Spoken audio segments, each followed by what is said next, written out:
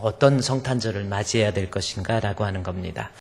제가 오늘 성탄절 새벽기도 때 말씀드린 내용 중에 하나가 기쁜 성탄, 우리가 많이 사용하는 기쁜 성탄이라는 거거든요. 메리 크리스마스 이렇게 이야기하죠. 그런데 우리가 기쁜 성탄이라고 할 때 우리가 머릿속에서 사용하는 그 의미하고 성경에서 말하는 그 기쁜 성탄의 의미는 많이 다르다라는 겁니다. 정말로 동방의 박사들이 예수님을 만나서 그가 기뻐하고 기뻐하더라 라고 하는 것을 통해서 예수님을 참으로 구주로 영접한 사람에게 느껴지는 하나님이 주시는 평강, 기쁨, 이것이 기쁨이라고 하는 말의 진정한 의미이다라는 것을 우리 말씀을 통해 살펴봤죠. 그렇습니다. 우리가 크리스마스 어렸을 때부터, 아니 모태신앙에서부터 30년, 40년, 50년, 60년 크리스마스를 지냈지만 아직도 예수님을 내 마음에 영접하지 못하고 예수님을 맞이하지 못한 사람의 성탄이라고 한다면 그 사람은 기쁜 성탄이 될 수가 없습니다. 예수님을 만나서 그 예수님을 나의 구주로 영접하고 내 마음에 모셔드리는 사람, 그 사람에게 성탄은 기쁜 성탄, 하나님께는 영광이 되고 땅에는 평화가 되는 그러한 성탄이 될 수 있다라는 겁니다. 이 성탄을 맞이해서 여러분, 우리 예수님을 나의 구주로서, 생명의 주로서 영접하고 믿고 받아들일 수 있는 참 만남의 크리스마스가 되시기를 주의 이름으로 축원드립니다. 그렇다면 우리 한번 생각해 보자는 거죠. 어떤 사람이 우리 예수님을 만날 수 있을까라는 겁니다. 우리 예수님을 만날 수 있는 사람, 성경에 여러 인물들이 있지만 그 중에서 오늘 누가복음 2장 25절에 나온 말씀에 보면 예루살렘에 시므온이라 하는 사람이 있으니 라고 해서 시므온이라고 하는 사람이 등장을 하게 됩니다. 그리고 그 시므온이 이 성경에 보면 28절 말씀에 보면 시므온이 아기를 안고 우리 예수님을 드디어 품에 안은 거예요. 우리 예수님 만난 거지요. 그리고 하나님을 찬송하여 이르되 주제여 이제는 말씀하신 대로 종을 평안히 놓아주시는도다라는 말씀이 있어요. 시므온이라는 사람이 우리 예수님을 만났다라는 거지요. 우리 예수님 만남으로 그 기쁨에 의해서 우리 주님 찬양하는 거 보십시오. 얼마나 주님을 찬양합니까? 주제여라는 거죠. 주제는 황제에게 붙여지는 칭호잖아요. 이 세상 우주와 만물의 주가 되신 주님을 예수님 만나고 나니까 기쁨으로 찬양하는 모습이 바로 이 시므온의 모습 속에서 우리가 발견할 수 있다라는 거지요. 그러면 시므온이 어떤 모습이었기 때문에 예수님을 만날 수 있었을까라는 겁니다. 자, 시므온이 어떤 모습이어서 예수님 만났을까라는 거죠. 오늘 저와 여러분도 아직도 예수님을 그리스도로 영접하지 못하고 믿음도 없이 교회 다니는 사람들, 습관적으로 믿음이 없이도 얼마든지 교회 다닐 수 있고요, 믿음이 없이도 주의 일도 할 수 있습니다. 반드시 예수님을 만나야, 그 사람이 예수를 주로 영접해야 그 사람을 통한 하나님 앞에 드려지는 예배나 봉사나 섬김이 하나님을 기쁘시게 할 수 있어요. 히브리서 11장 6절에 나온 것처럼 믿음이 없이는 하나님을 기쁘시게 못합니다. 예수 만남이 없이 교회에서 직분을 맡게 되고 안수집사가 되고 장로가 되고 권사가 되고 목사가 되고 예수 만남이 없이, 예수님에 대한 믿음이 없이 이런 사람들 반드시 이번 2016년도 성탄절을 맞이해서 예수님 만날 수 있는 그러한 은혜를 좀 누리자는 거지요. 그러면 시므온의 어떤 모습을 통해서 우리가 예수님 만났는지 우리 시므온을 좀 살펴보도록 하겠습니다. 누가복음 2장 25절 말씀에 보면 하나씩 보면은 25절에 예루살렘에 시므온이라는 사람이 있으니 해서 시므온이 예수님을 만났는데 시므온의 모습을 보십시오. 이 사람은 의롭고 경건하여 이스라엘의 위로를 기다리는 자라 성령이 그 위에 계시더라. 한 절 속에 시므온의 모습이 나와 있는 거예요. 이러한 모습으로 인해서 시므온이 예수님을 만날 수밖에 없었다라는 거지요. 우리도 이러한 모습을 좀 찾아가야 됩니다. 25절 말씀에 예루살렘에 시므온이라는 사람이 있으니 이 사람은 첫째 의롭다라는 말씀을 합니다. 여기서 의롭다라는 것이 무슨 뜻일까요? 한번 생각해 보십시오. 우리가 예수님을 만나는 사람이 되려면 시므온처럼 먼저 의로운 모습, 그 다음에 경건한 모습, 그 다음에 이스라엘의 위로를 기다리는 그러한 모습의 삶을 살게 될 때 이 사람이 예수님을 만나게 되었더라, 그런 그 말씀이죠. 자, 그러면 의롭다라고 하는 것은 무슨 뜻일까라는 겁니다. 헬라어 원문에 보면 여기서 의롭다라는 것이 디카이오스라는 단어를 씁니다. 이 디카이오스라고 하는 단어, 의라는 단어 맞습니다.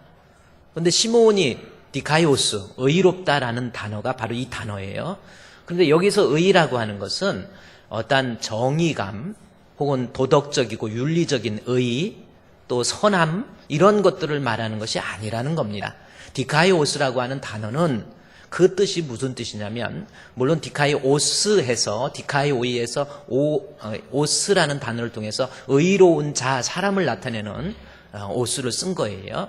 그런데 이 디카이오스는 도덕적으로, 윤리적으로 선하다, 착하다 이러한 뜻이 아니라는 겁니다.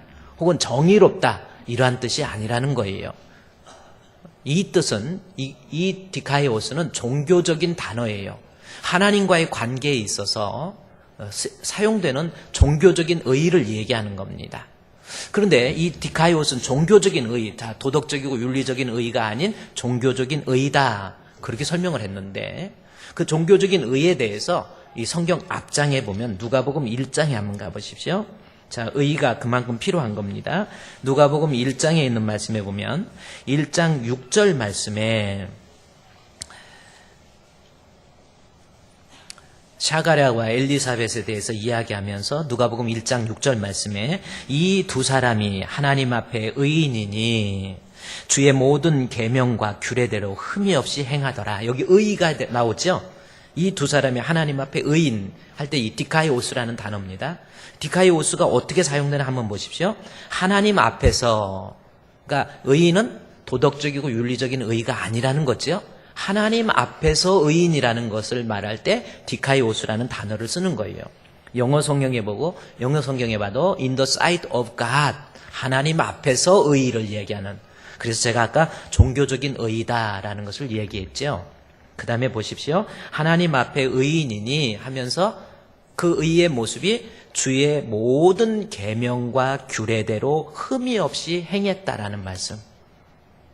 그러니까 이 디카이오스라고 하는 의라고 하는 것은 세속적이고 윤리적인 그러한 의가 아닌 하나님과의 관계에서 의라고 하는 건데, 그 의는 하나님 말씀, 규례라고 그랬죠. 하나님 계명, 하나님 말씀에 창념하고 그리고 착심하고 그리고 착근해서 그 말씀대로 살아가는 그러한 모습, 그것이 바로 디카이오스라고 하는 단어의 진정한 의미라고 하는 겁니다. 그러면 다시 이제 한번 누가복음 2장의 시므온에 대해서 2장 25절 말씀에 여러분 보세요. 우리도 이러한 모습을 갖자는 겁니다. 예루살렘에 시므온이라는 사람이 있으니 이 사람은 의롭다. 어떤 의미예요? 하나님 앞에서 하나님 말씀 붙잡고 믿음 중요하게 여기고 하나님 말씀에 착근하면서 하나님 말씀을 준행하고 순종하면서 어떻게든지 주님 뜻대로 살아가는 그러한 모습, 이게 바로 의인이라고 하는 모습입니다. 여러분 어떻습니까? 여러분 하나님 말씀에 착심하고 있습니까? 하나님 말씀에 착근하고 있습니까? 가까이 하고 있습니까? 믿음을 귀하게 여기고 신앙을 귀하게 여기고 말씀을 귀하게 여기고 있습니까? 힘들어도 어려워도 어떻게든지 주님 뜻대로 말씀대로 살아가는 그러한 사람, 내 뜻, 내 생각, 내 혈기 좀 죽이고, 예수 믿는다고 그러면서도 자기 혈기 못 죽여가지고 많은 사람에게, 성도들에게 실족하게 만들고 막 해가지고 말도 안 되는 거 얘기하고 자기 혈기 못 죽여가지고, 그게 의입니까? 예수가 내 안에 있고 성령님이 내 안에 있으면요, 그저 내가 하고 싶다고 다 하는 거 아니에요. 내 뜻대로 내 마음대로 사는 게 아닌 겁니다. 그건 방탕이에요. 하나님 말씀 붙잡고 내가 이 세상 살아가면서 주님 뜻대로 살아갈 줄 아는 사람, 그 사람이 시므온과 같은 하나님이 인정하는 의로운 자, 하나님 앞에 in the sight of God이잖아요. 하나님 앞에서 내가 선하게, 바르게, 의롭게, 정직하게 주님 뜻대로 살아가는 그러한 모습. 시므온이 그런 모습 때문에 예수님 만난 거예요. 여러분 이 성탄절을 맞이해서 여러분 내 뜻 좀 십자가에 못 박아 죽으세요. 아직도 가만 보면은 그러니 아직도 막 자기 혈기가 살아있으니까 머리끝부터 발끝까지 보면은 그런 모습이 그대로 나타나 있어. 얼굴 색을 봐도 알아요. 그 감정이 살아있어가지고 막 이런, 그 사람이 어떻게 예수를 만날 수 있겠습니까? 샤가랴와 엘리사벳도 자기 생각 다 죽이잖아요. 자기 뜻 다 죽이잖아요. 주님의 말씀이라고 한다면 예! 이게 의란 말이에요. 뭐 예수님 아무나 만나는 줄 아세요? 교회 10년, 20년 다닌다고 예수님 만나는 줄 아세요? 아니란 말이에요. 말씀 위에 서서 내 뜻 버려야 돼요. 우리 찬송가의 말씀 위에 서서 내 뜻 버리고 감정을 버리고 말씀에 서니 불완전한 믿음 온전해지고 그렇잖아요. 시므온은요, 그 주변의 사람들이 아무리 방탕하고 타락하고 하나님 모른다고 하는 그 시대에 살면서도 하나님 말씀에 착근하고 하나님 말씀에 창념하면서 어떻게든지 주님 뜻대로 말씀대로 살아가는 그러한 모습 때문에 시므온이 예수님 만난 거 아니에요? 또 하나 볼까요? 25절 말씀에 예루살렘에 시므온이라는 사람이 있으니 이 사람은 의롭고 그 다음에 뭐예요? 경건했다라는 말씀이 나옵니다. 경건은 무슨 뜻이겠습니까? 세속에 물들지 않는 하나님 앞에서의 구별된 모습, 이게 경건이라는 겁니다. 의와 좀 다르지요?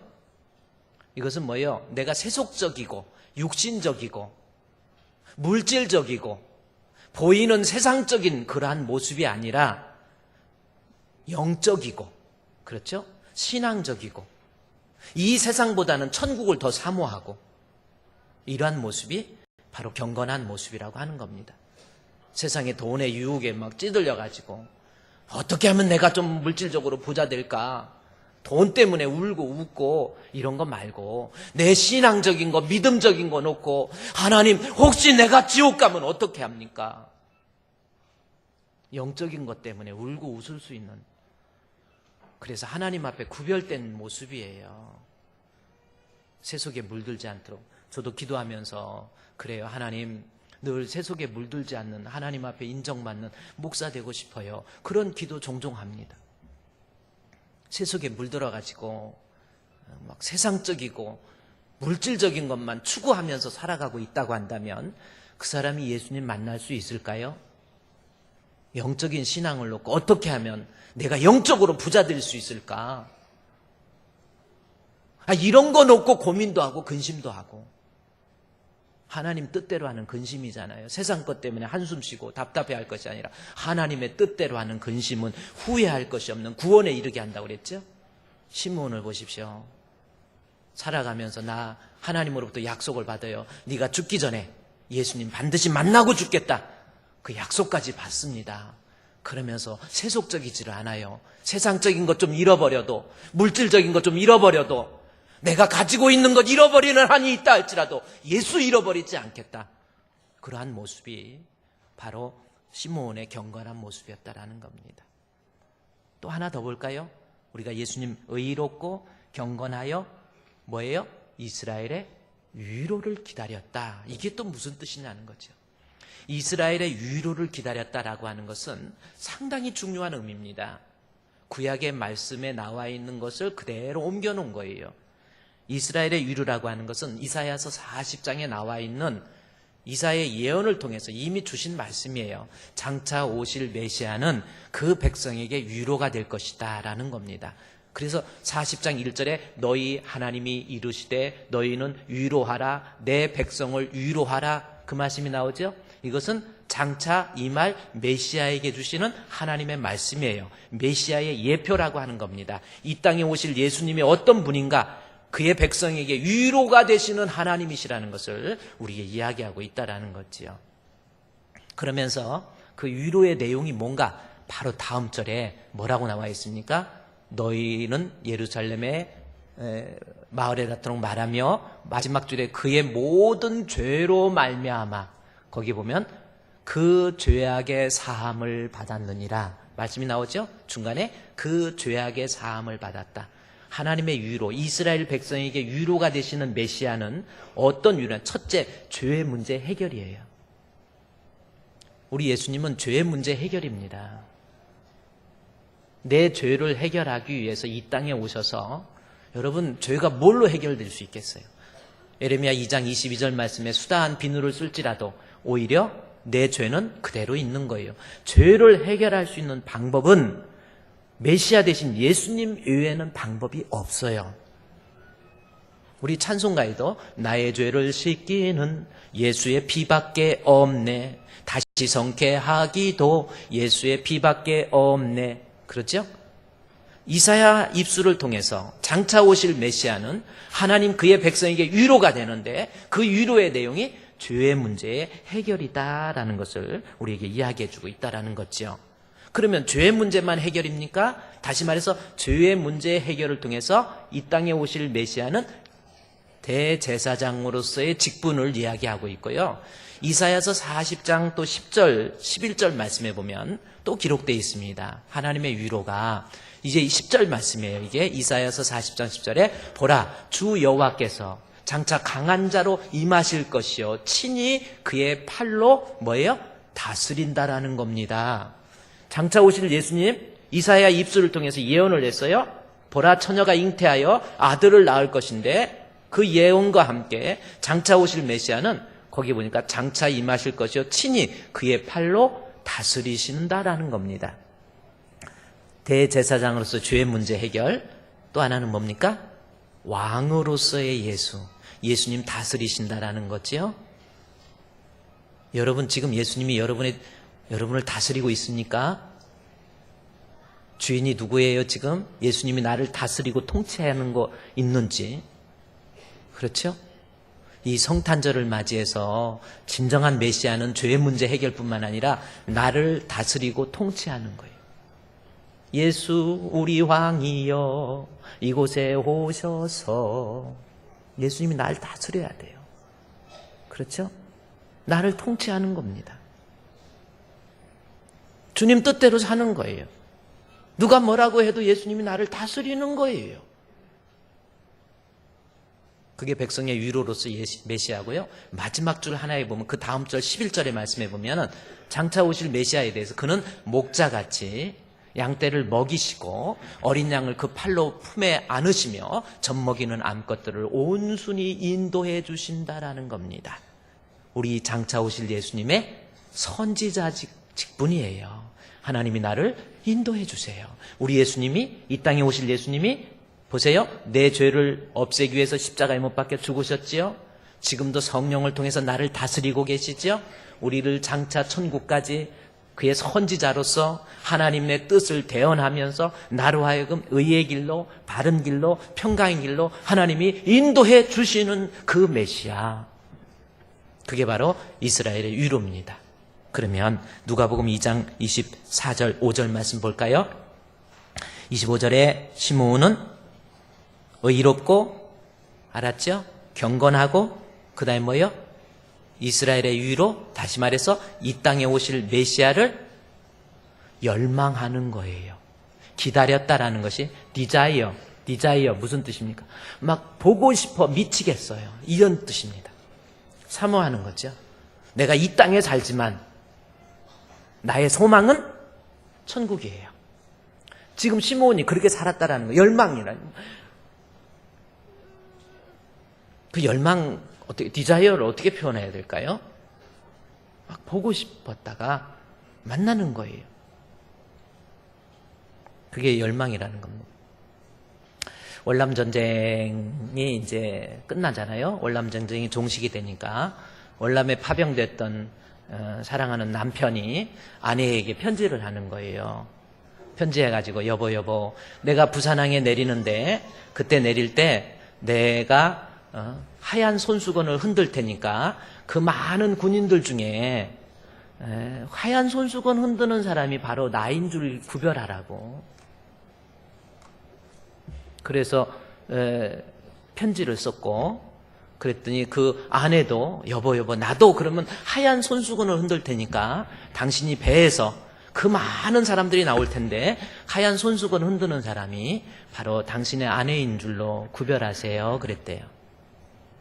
월남전쟁이 끝나고 부산항에 배가 정박이 돼가지고 내리니까 군인들이 군복을 입고 이 배낭을 메고 와서 내려서 보니까 웬만한 군인들은 다 하얀 손수건 흔들고 가요. 그래서 자기 아내가 어디 있을까 봤더니 아내들도 다 손수건을 하얗게 흔들더라는 겁니다. 그렇게 많이 손수건을 흔들고 그랬는데도 사랑이라는 게 뭔지 그 많은 수천 명의 사람들 중에서도 자기 부인 손수건이 보이더라라는 겁니다. 디자이어, 열망이라는 게 그 뜻이라는 거예요. 시므온은요, 이 땅에 살면서 우리 주님 만나는 걸 소망하면서 나 죽기 전까지 주님, 나 주님 안 만나면 안 죽을래요. 이렇게 약속하니까 성령이 약속해 주잖아요. 주님, 이 땅에 살면서 늘 천국의 소망을 두면서 여러분의 소망이 꿈이 뭡니까? 천국 맞습니까? 잠시 세상에 내가 살면서 항상 찬송 부르다가 날이 저물어 오라 하시면 영광 중에 나아가리. 열린 천국문 내가 들어가 세상 짐을 내려놓고 빛난 면류관 받아 쓰고서 주와 함께 다스리리. 할렐루야! 이 땅에 살면서 시므온처럼 의롭고 경건하고 이 땅에 살면서 늘 천국의 소망을 두고 세상 것 좀 잃어버려도 그렇게 살았더니 우리 하나님께서 아기 예수를 그의 품에 안고 얼마나 기쁜지 그의 품을 안고 그 안에서 보십시오. 28절에 시므온이 아기를 안고 하나님을 찬송하여 이르되 주제여 이제는 말씀하신 대로 종을 평안히 놓아주소. 여러분, 주제라는 단어 데스포스라고 하는 단어예요. 엄청난 단어입니다. 아무한테나 사용되는 단어가 아니라는 거죠. 너무 기쁘고 너무 하나님 앞에 그 뛸듯한 기쁨, 예수님 만남에서 오는 기쁨이라고 그랬죠. 제가 아까 즐거운 성탄, 기쁜 성탄이라고 그랬죠. 그냥 우리가 그냥 좋아하는 거 그거 말고 시므온처럼 세상에서 다 잃어버려도, 돈을 좀 잃어버려도, 세상 것 좀 포기해도 내 마음속에 생명의 주가 되신 예수 그리스도를 내 마음에 영접하면 그 사람의 마음에 큰 기쁨이 있는 거고 그 성탄이 기쁜 성탄이 되는 거예요. 이번 우리 성탄절 여러분 그래요. 정말 예수님 만나서 시므온처럼 주제여, 만왕의 왕이 되신 주제여 막 찬송을 부르고 내 마음에 이 기쁜 마음 다 못 이겨서 온 세상에 늘 전하노라. 하나님 말씀 통해 주의 말씀 받은 그날 참 기쁘고 즐겁도다. 이 기쁜 마음 못 이겨서 온 세상에 늘 전하세. 할렐루야! 예수를 만나야 돼요. 의롭고 경건하고 이 땅에 살면서 천국을 소망하면서 그런 사람이 우리 예수님을 만나고 그 사람의 성탄이 하나님 앞에 기쁜 성탄이 될 수 있다라는 겁니다. 여러분, 기왕 여기까지 왔으니까 자, 예수님을 만난 시므온에 대해서 이야기했잖아요. 그러면 실제적으로 역사 속에서, 성경의 역사 속에서 예수님을 만난 사람이 과연 시므온처럼 의롭고 그리고 경건하고 그리고 하나님 우리 예수님 오심을 기다리는 사람이었는지 한번 좀 살펴보자는 겁니다. 역사적인 배경을 가지고 좀 살펴보면 누가복음 2장 8절 말씀에 여러분 한번 보십시오. 제가 이거 작년에 여러분 이 부분을 조금 말씀드렸는데 누가복음 2장 8절에 거기 나오죠. 그 지역의 목자들이 밤에 밖에서 자기 양떼를 지키다가 천사가 주의 영광이 그들을 비춤에 크게 두려워하지요. 10절에 천사가 이르되 무서워하지 말라. 보라, 내가 온 백성에게 미칠 큰 기쁨의 좋은 소식을 너에게 전하노라. 오늘 다윗의 동네에 너희를 위하여 구주가 나셨으니 곧 그리스도 주시니라 라는 겁니다. 예수님이 이 땅에 오셨다라고 하는 것을 가장 먼저 연락받은 사람들이 누구예요? 누구예요? 여러분 여기 보니까 그 지역의 목자들이다라는 말씀이 나옵니다.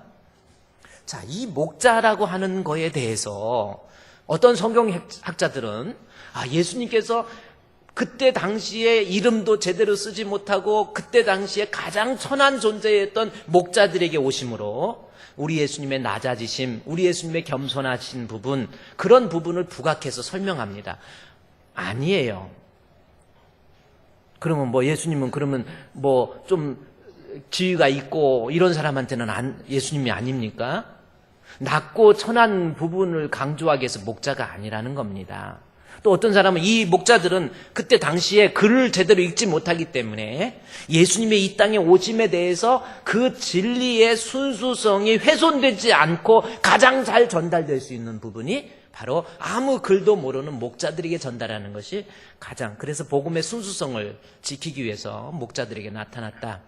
이렇게 얘기하는 사람도 있습니다. 아니에요. 여러분 2장 8절 그거 한 번만 보십시오.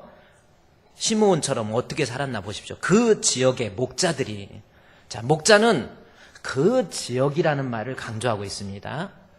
다른 목자가 아니고 그 지역의 목자란 말이에요. 적어도 이스라엘 땅에 흩어져 있던 다른 목자들 말고 지금 성경에 나와 있는 그 지역의 목자들입니다.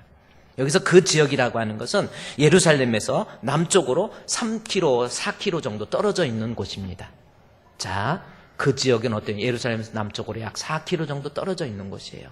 지금 이스라엘 땅에 가면 이 목자들, 제가 이 베들레헴이 이스라엘 땅 아닙니다. 지금은 팔레스타인 땅이에요. 팔레스타인 땅인데 거기 가면은 예루살렘에서 남쪽으로 한 3km, 4km 내려오면 지역이 있는데 그 지역 이름이 지금 라맛 라헬이라는 지역입니다. 라맛 라헬, 라헬의 무덤이라는 곳이에요. 지금은 라맛 라헬이라는 그러한 의미로 사용되고 있습니다.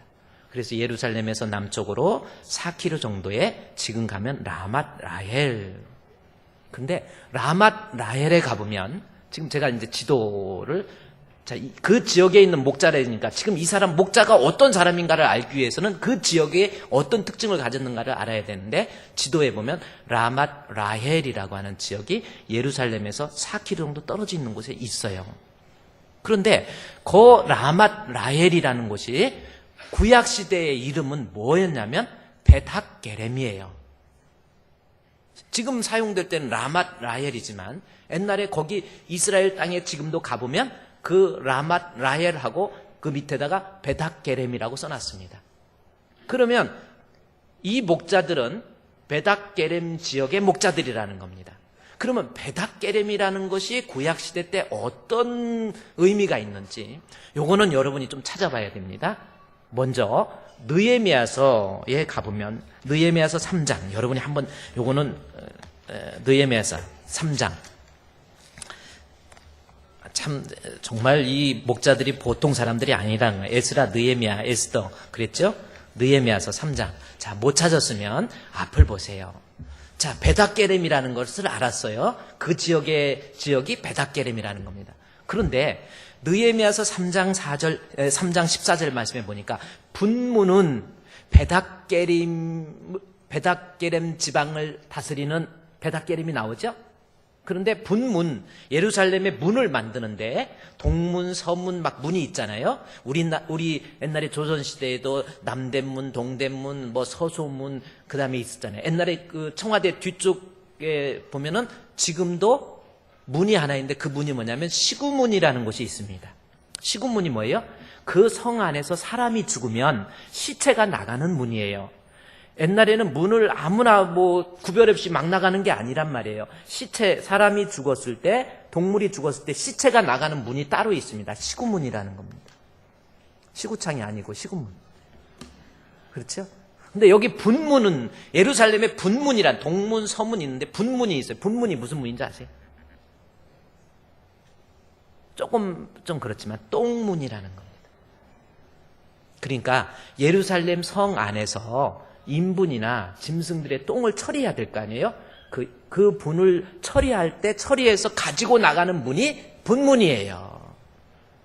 지금 느헤미야서 이 3장 14절에 분문 나오는데, 근데 분문은 베닥게렘 지방이에요. 그러니까 지금 분문이 있는 곳이 지금 목자들이 그 지경이라는 베닥게렘이라는 겁니다.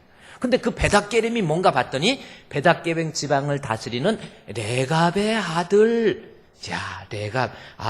지금 목자들이 그 라헬 라맛, 다시 말해서 베닥게렘 지역의 레갑의 후손들이구나라는 것을 알 수 있어요.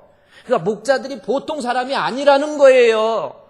레갑의 후손이라는 겁니다.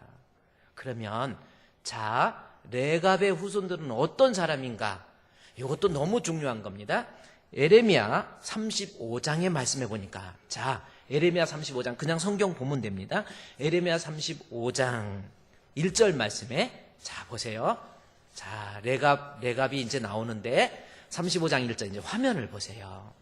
자, 지금 목자들이 어떤 사람인가? 레갑의 후손이구나 라는 것까지 알았습니다. 레갑의 후손, 유다의 요시야 왕의 아들 여호야김 때예요. 이때에 여호와께서 에레미야에게 임하여 이르시되, 그러니까 여호야김 시대는 어떤 시대였냐면, 이스라엘에게 있어서 여호야김 시대는 지리적으로 땅을 많이 회복을 해서 많이 상당히 경제적으로도 정치적으로도 안정된 때가 여호야김 시대예요. 여호야김 때 대단한 일이 많이 있었지요. 그런데 놀라운 것은 사람이 경제적으로 정치적으로 안정이 됨과 함께 영적으로 타락해 있었습니다. 하나님을 찾으려고 하지 않았어요. 하나님을 믿으려고 하지 않았습니다. 하나님 말씀대로 살고자 하는 사람들이 거의 없었어요. 그래서 하나님께서 여호야김 시대에 에레미야를 불러요. 에레미야야 해가지고, 네가 지금 이 혼탁한 세상 속에서, 세상에서는 이렇게 경제적으로 정치적으로 안정되어 있는지는 모르지만 하나님을 알고자 하지 않는 이 시대에 에레미야 너 이제 와봐라 해가지고 너는 가서 레갑의 후손들을 찾으라는 겁니다. 그것이 2절이에요. 임하여 이르시되, 그 다음 절에 보면은 너는, 레갑 나오잖아요. 아까 분문 레갑, 목자들의 조상이 레갑이란 말이에요. 그래, 레갑의 사람들에게 가서 그에게 말하고 그들을 여호와의 한 집에 불러가지고 포도주를 마시게 하라는 겁니다. 포도주 마시라고 그랬어요. 그랬더니 그들이 어떻게 한 줄 아십니까? 그 다음 절에 보면요, 이에 내가 하나 불러가지고 레갑 사람들을 다 데리고 와서 포도주를 주고 마시라 해요. 그랬더니 안 마셔요. 안 마시는데 어느 정도 안 마시냐면, 여러분 그 성경을 읽다가 보면요, 한번 에레미야서 여러분 그 뒤에 보세요. 자, 한번 성경 에레미야서 35장 거기 말씀해 보니까 35장 맞으라고 그러니까요, 6절 말씀에 그들이 5절에서 먼저 얘기합니다. 5절 말씀, 35장 5절에 레갑의 사람들이 후손들 앞에서 포도주가 가득한 종지와 술잔을 놓고 마시라 하니까, 이게 어떻게 이 명령을 거역하겠어요? 술을 마시라 그러니까 6절에 그들이 이르되 우리는 포도주 마시지 않겠습니다. 레갑의 아들 우리 선조 요나답이 300년 전이에요. 지금 이때 말할 때가 요나답이 300년 전 사람입니다. 요나답이 우리에게 명령하여 이르되 너희와 너희 자손은 영원히 포도주 마시지 말고, 집도 짓지 말고, 파종도 하지 말고, 포도원도 소유하지 말고, 집도 짓지 말고 평생 장막에 살면서, 아니 이게 레갑의 아들 요나답이 그 자손들을 300년 전에 모아놓고 너희는 집도 짓지 말고 포도주 마시지 말고 포도원도 하지 말고 장막 지고 살으라는 겁니다. 그러면서 8절에 우리가 레갑의 아들 우리 선조 요나답이 우리에게 명령한 모든 말씀을 그대로 순종해요. 그러면서 어떡합니까? 우리와 우리 아내와 자녀가 평생 동안 포도주 마시지 않겠습니다. 여러분 지금 이때 포도주는 어떤 의미인 줄 아십니까? 그야말로 타락과 방종을 얘기하는 거예요. 나시린들이 포도주를 마시지 않겠다라는 것을 비껴서 이야기하는 거예요. 주님 뜻대로 하나님 말씀대로 살아보겠습니다라는 다짐, 이런 다짐이 전혀 없던 시대에 너희들 포도주 마시지 마. 300년 전에 조상이 이 얘기했다고. 우리는 이제는 1년, 2년, 10년, 20년, 100년, 200년, 300년이 흘렀는데도 포도주 마시지 말라고 하니까 안 마신 거예요. 그리고 9절 말씀에 살 집도 짓지 말라 해서 포도원이나 밭이나 종자도 가지지 말라 해서 10절에 장막에서 살아요. 집도 안 짓고 포도 농사도 안 되고 그래서 목자가 된 거란 말이에요. 포도원 농사도 짓지 않고 집도 짓지 않고 그래서 목자들이 된 겁니다. 그래서 양을 진 거예요. 그러니까 하나님께서 그렇게 300년 동안 다른 건 몰라도 시므온처럼 경건하게 하나님 말씀에 상념해서 세상 것 포기하고 내게 수억의 재산을 준다 할지라도 하나님 약속의 말씀을 기다리다가 35장 마지막 절 19절 말씀에 보면 그러므로 만군의 여호와 이스라엘의 하나님이 이와 같이 말씀하시니라 레갑의 아들 요나답에게서 내 앞에 설자. 제사장 얘기하잖아요. 장차 오실 메시아를 얘기하잖아요. 세상 것 끊어버리고 욕심도 버려버리고 세속적이지 않고 의롭고 경건하고 하나님 말씀대로 살았더니 하나님께서 레갑이란 후손 요나답 전에 300년 때 약속한 거 300년 동안 지켰잖아요. 다시 100년, 200년, 300년, 400년, 500년, 583년, 600년이 흘러가요. 그래도 사람들은 집도 짓고 다 잘 살고 잘 먹고 세상적으로 나아가고 인정받고 살지만 예수님 기다리기 위해서 하나님의 약속을 기다리기 위해서 모든 것 다 포기해버리잖아요. 이게 목자들이란 말이에요.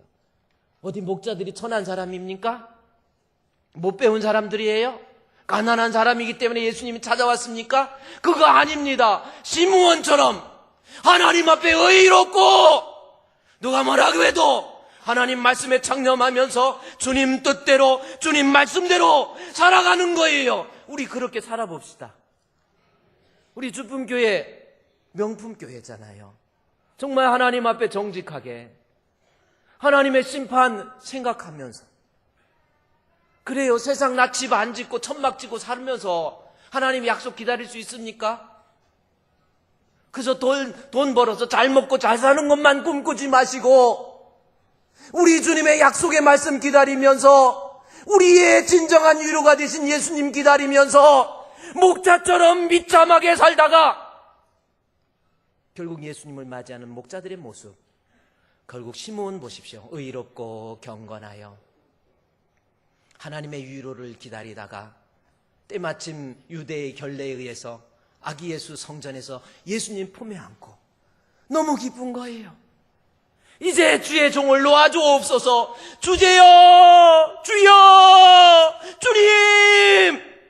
기쁜 성탄이잖아요. 예수님 만나니까 막 찬양이 나오는 거예요. 여러분 성탄절 그런 감격의 찬양이 나오고 있습니까? 예수님 만나게 되면 그러한 찬양이 나와요. 그렇죠? 예수님 이름 높이게 돼 있어요. 주제여 주 예수 이름 높이여 다 찬양하여라. 금면류관을 들여서 만유의 주 찬양. 세계적인 성악가 앞에서 내가 귀신 앞에서 머리 풀르는 것 같아서 내가 좀 미안하긴 하지만 정말 우리 이 땅에 살면서 생명의 주가 되신 예수님 기다리고 그래 좀 돈 좀 못 벌어도 신앙 포기하지 말고 믿음 포기하지 말고 내 생각 내 혈기 욕심 십자가에 못 박고 목자처럼 끝까지 약속의 메시아를 기다리게 되면 여러분 예수님 만납니다. 예수님 만날 수 있는 복된 성탄이 되시기를 주님의 이름으로 축원드립니다. 이 시간에 하나님 앞에 성탄절을 맞이해서 기도해요. 하나님, 나도 시므온처럼 목자들처럼 예수님 꿈꾸기를 원합니다. 세상에 물들어가지 않기를 원합니다. 의롭고 경건하고 진실하게 살기를 원합니다. 이 복된 성탄, 즐거움의 성탄이 되게 해주시옵소서. 우리 다 같이 하나님 앞에 동성으로 기도하겠습니다. 하나님 아버지, 목자들이 예수님을 맞이한 것처럼 주여 우리도 레갑의 후손들처럼 요나답처럼 하나님 말씀 붙잡고 주님의 약속의 말씀을 붙잡고 믿음대로 말씀대로 살기를 원합니다. 예수가 생명이 되심을 기다리면서 주님 뜻 붙잡고 하나님 말씀 안에서 우리가 창념하고 그 말씀에 착근하면서 주님 뜻대로 살아가는 가운데 하나님이 주신 놀라운 은혜와 복을 저희들이 소유할 수 있도록 인도해 주시옵소서. 아직도 예수님 만나지 못한 저희들의 모습이 아닙니까? 교회는 다니지만 믿음이 없는 저희들의 모습은 아닙니까? 신앙이 없는 저희들의 모습이 아닙니까? 주여, 이 성탄을 맞이해서 우리의 생명이 되신 예수 그리스도를 참으로 영접할 수 있는 은혜로운 기쁜 성탄이 되게 해 주시옵소서. 예수님의 이름으로 기도드리옵나이다. 아멘.